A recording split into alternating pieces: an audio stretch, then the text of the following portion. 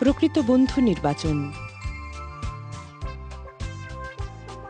এক গাঁয়ে দুই বালকের মধ্যে বেশ ভালো বন্ধুত্ব গড়ে উঠেছিল। একদিন তারা বেড়াতে বেড়াতে একটা বনের মধ্যে এসে পৌঁছল। এমন সময় তারা দেখতে পেল একটা ভালুক তাদের দিকেই আসছে।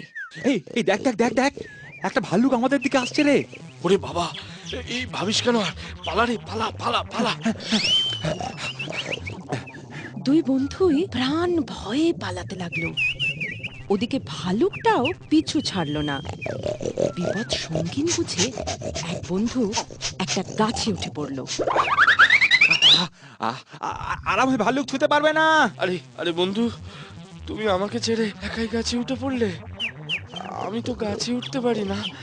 অন্তত আমাকে একটু টেনে গাছে উঠতে সাহায্য তো করো। হ্যাঁ, তোমায় টানতে গিয়ে যদি আমি পড়ে যাই? না না না, আর সময় নষ্ট করা চলবে না।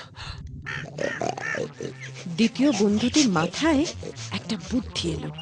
তার একটা কথা মনে পড়ে গেল, ভালুকেরা মরা মানুষ বা প্রাণী ছোঁয় না। সে তখনই তার উপস্থিত বুদ্ধির বলে মরা মানুষের ভান করে মাটিতে শুয়ে পড়ল।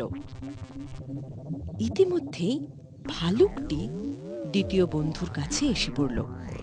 ওদিকে প্রথম বন্ধুটি কৌতূহলবশত গাছের ওপর বসে বসে সব দেখছিল। ভালুকটি দ্বিতীয় বন্ধুটির সারা গায়ে শুঁকে শুঁকে পরীক্ষা করছিল যে সে জীবিত না মৃত। দ্বিতীয় বন্ধুটি তো নিজের নিঃশ্বাস বন্ধ করে মরার মতো পড়ে রইল। আরে আরে, ভালুকটা ওর কানের কাছে মুখ নিয়ে কি করছে? ভালুকটাও কি কিছু বলছে নাকি? অবশেষে ভালুকটা দ্বিতীয় বন্ধুটিকে মৃত ভেবে চলে গেল। এই যাত্রায় বোধহয় বেঁচে গেলাম। আরে বন্ধু, হ্যাঁ ভালুকটা চলে যাওয়ার আগে তোমার কানে কানে কি যেন বলে গেল মনে হলো। হ্যাঁ, বলে গেল বই কি। কি কি বললো? ভালুকটা বলে গেল, যে বন্ধু বিপদের সময় অপরকে ফেলে দিয়ে পালায় তার সঙ্গে কখনো বন্ধুত্ব করো না।